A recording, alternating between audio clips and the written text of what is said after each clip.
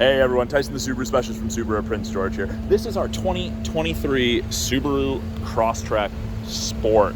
Now in Canada, we've had the Sport since 2013. If you're from the States, this is not comparable to the Sport down there. We have the outdoor here in Canada. But the Sport, you get LED steering responsive headlights with those LED surrounds, LED fog lights. This is in the cool gray khaki, the most popular Crosstrek color that we sell here. It's powered by the 2-liter 4-cylinder engine producing 152 horsepower. Gets great fuel economy, about 7 liters per 100. And I have lots of my clients telling me they get significantly better than that. In the back of the Sport, you have those little circles in the rear bumper. Those are the backup sensors. They'll actually apply the brakes if it thinks you're gonna hit something between speeds of 1 and 15 kilometers an hour. Great for parking lots, absolutely terrifying when it goes off though. But it stops you from hitting something, so it's worth it. Way more space in the back of the Crosstrek than most people expect. It's a significant amount of room. I see people put multiple hockey bags, suitcases, tons of stuff in these. You get the nice privacy cover, hides everything from the top of the seats down. It also helps insulate, cool things a little bit longer than they would otherwise. You've got grocery bag hooks, and you can also connect cargo nets to those. Subaru offers a cargo net accessory that uses those, but the idea is hook your grocery bag loop around that and it stops them from tumbling around. We do have cargo light, comes on automatically when the hatch is open, or you can close it, have it turned off, either way. It will shut off automatically in the event you need, or you close this so you don't drain the battery. I don't know if you can see, but it is off now. Roof rails with the ability to get crossbars. You can get Thule crossbars, the extended ones, or you can get the Subaru ones. Either way, gives you the option to carry rooftop boxes, baskets, ski carriers, that sort of thing. In the second row of the Crosstrek, tons of room, great headroom, amazing legroom. Now in the Sport, in the cool gray khaki, you get this dark and light gray two-tone, and this is the Sport cloth, so it's a little bit more textured. I wouldn't say it's any more robust than the cloth that you find in the Touring, but it is just a little bit more textured. Now I have lots of clients tell me, oh, they're concerned about the lighter interior. I actually had this color interior in my Touring model Crosstrek, and it didn't get marked up at all. I've got dogs, I didn't have seat covers, it was great. But your mileage will vary, of course. If there's only 1 or 2 passengers, leather wrapped armrest with 2 cup holders. You do have bottle holders in both doors, and you do get that orange contrast stitching on the doors in addition to the seats there. Now the Sport is the first trim level where we get the tilt and slide sunroof. Easy to use, I'll show you the controls inside.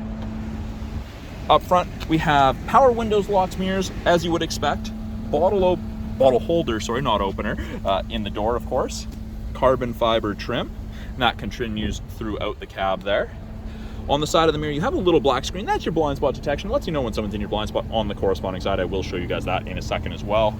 The Sport's the first model trim level where you get the power driver's seat, and of course, it's that same light and dark gray two-tone with the orange contrast stitching. Now, on the inside, by the driver's left knee, we have the ability to turn off the steering responsive headlights. So if you don't like them turning when you turn at speed, you can turn that off. This is a scroll wheel for the brightness for the gauges. Won't really make a difference right now because it's bright out. Traction control, you can disable the auto start stop, and that's your blind spot detection. So I've turned it off, and when I turn it back on, that's what it looks like when someone's in your blind spot on the corresponding side. So it doesn't eliminate shoulder checking, but it's a nice aid.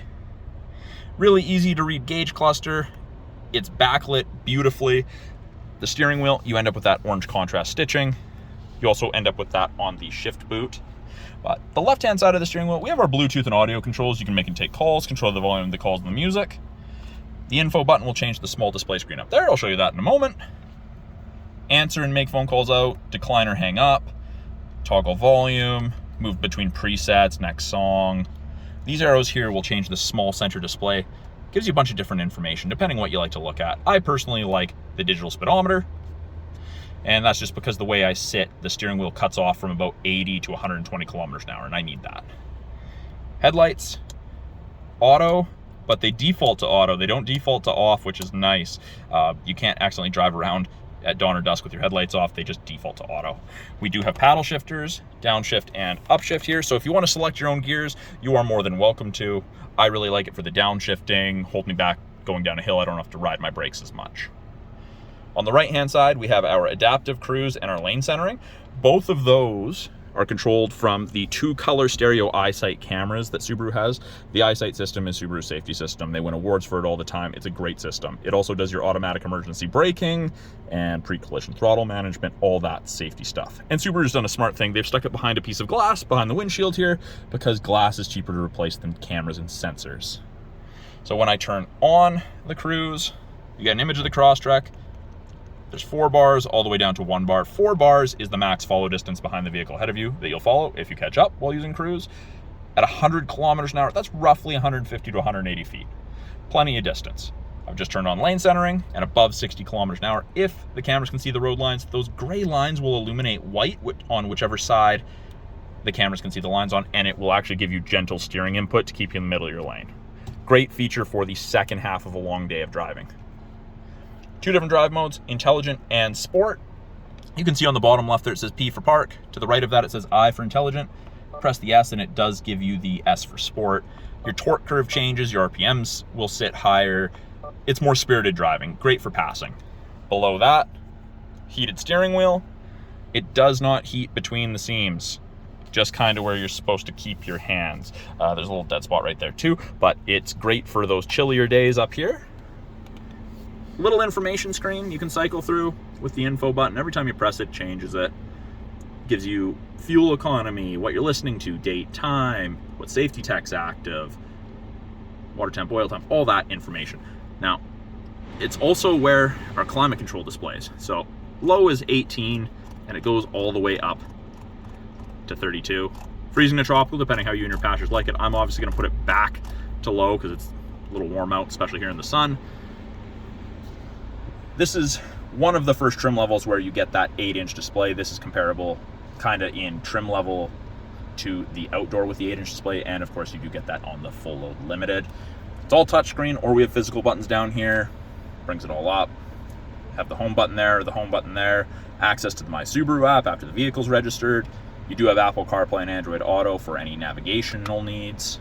Settings, media would be CD player, because yes, we still offer a CD player, Bluetooth, USB, aux cord, sort of thing.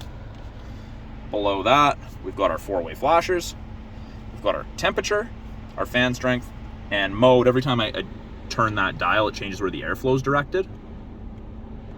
So depending what you want. Now, there's AC and max AC. So AC is conditioning the air. If there's any moisture in the air, it'll help remove that.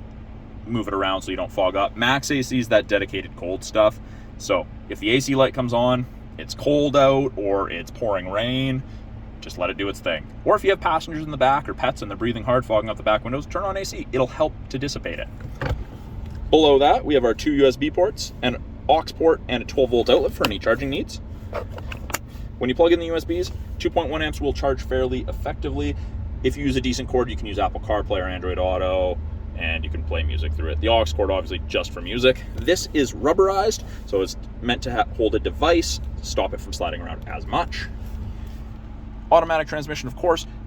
When you pull it over, you go into manual mode, and that's where you have the option to select your own gear. So it'll only let you start off in second, it won't let you start off in sixth or something. But it's there. As soon as I put it in reverse, the backup camera pops up, rear assist braking's on, top of the bumper's right there, parking sensors are active, and as we start getting closer to this F-150 behind us, you can see it gives you a light. After it gets into yellow, it starts beeping. Goes yellow, goes orange when you're way close, and then it'll get right up to red. Red's about as close as you really want to get. I don't recommend getting any closer than that. Below the shifter on the center console, heated seats high and low for both the driver and passenger. Turn those off. X mode is like 4x4 low in a pickup. It's for that really rough stuff, under 40 kilometers an hour. It works really, really well. I was very impressed with the X mode in mine. That's what it looks like. If you exceed 40 kilometers an hour, it just kicks out. It won't damage anything. It just goes back to normal. And same thing, if you're driving down the highway, someone reaches over, presses the button, or you go to reach for your coffee and you press it, it's going to beep at you and say, hey, I can't do that, but nothing bad's going to happen. Driver armrest. On the inside, we do have 2 USB ports for charging and a 12 volt and a decent amount of storage, actually. Up top here, we have our lane sway and our automatic emergency braking. That's controlled through the Isight cameras. SOS and roadside. That is part of the 3-year trial of the connected services that you get with most new Subarus. Map lights, and then of course your sunroof controls. And I know I showed it to you on the outside, but it's a regular size sunroof. It does tilt, it does slide. It's nice. So that's a brief overview of the 2022 Subaru Crosstrek, or 2023, sorry, I'm used to saying 2023 Crosstrek Sport. I'm Tyson, the Subaru Specialist from Subaru Prince George. If you guys have any questions about this particular unit or any unit in the Subaru lineup, or there's some questions about technology, anything you want to see in a future video, please put it in the comments below. I do try to get back to all the comments and questions in those. And if there's anything specific you guys really want to see me demo, let me know. I love making content for you guys. Love having different ideas thrown at me, something I may not have thought of. So please let me know. Again, Tyson, the Subaru Specialist from Subaru Prince George. Talk to you guys soon.